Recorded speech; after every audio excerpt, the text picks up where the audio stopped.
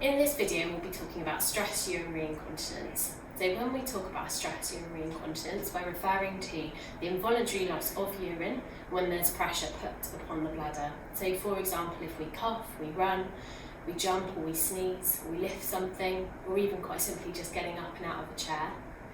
And it's the leaking of urine without the need to go to the toilet. Now, normally what should happen, if you imagine your bladder to be like a balloon, underneath it is a little sphincter muscle, and underneath and around that is your pelvic floor muscle.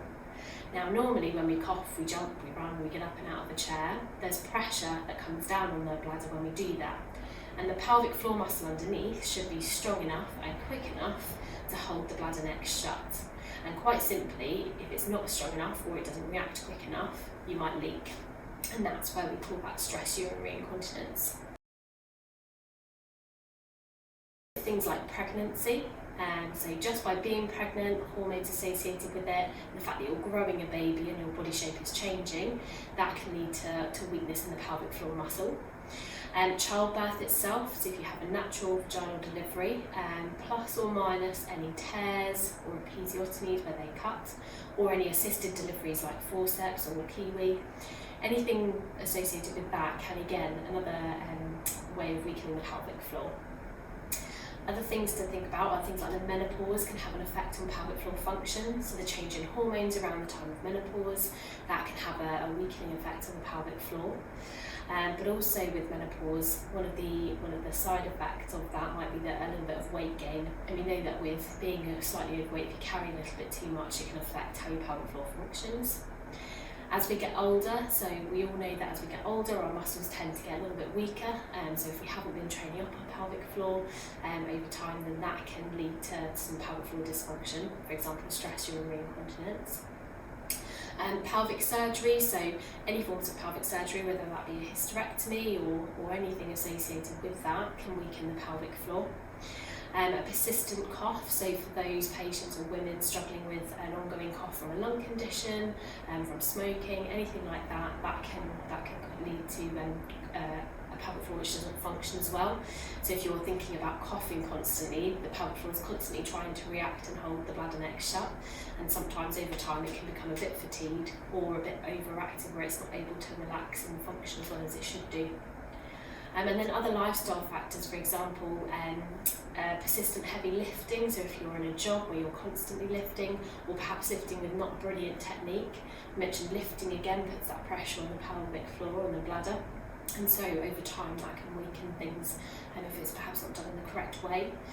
We mentioned already about being overweight, so if you are carrying a little bit too much weight, that may be a contributing factor to those symptoms.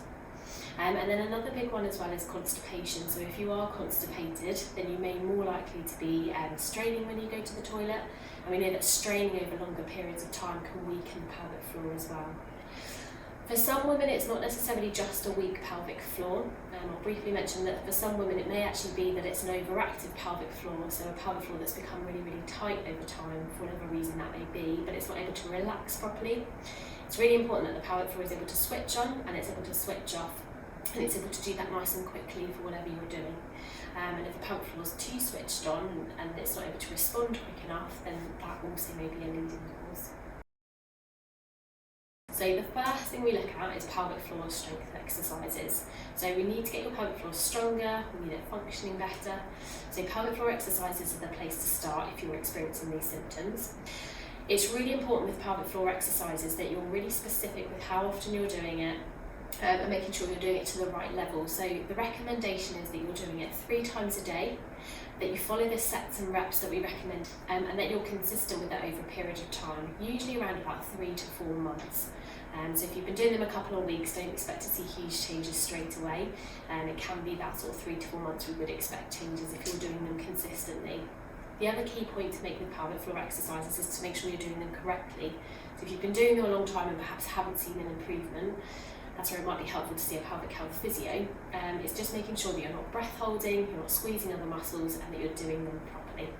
The other thing we would recommend is using something called the knack. So if you notice that you leak when you cough, you jump, you sneeze, and you lift something, or it's getting up and out of a chair, Really simple tip and technique that you can use is to brace your pelvic floor before you do that. So just squeezing that pelvic floor just before you do whatever it is that's making you leak, if you can. And it's a bit like you've always been taught to put your hand up in front of your mouth when you cough, and it's a bit like trying to train your pelvic floor into that habit, just to kind of brace the bladder neck to limit that leaking. And the final point is, if you think that your pelvic floor is overactive and that your pelvic floor is too tight, then it might be that you would benefit from doing some relaxation techniques as well as the pelvic floor exercises. If you think you're hanging on too much, trying some deep breathing exercises, mindfulness, anything like body scanning, anything to relax and just switch off the pelvic floor can be really helpful to do little and often throughout the day, but also just before you do some of those pelvic floor exercises.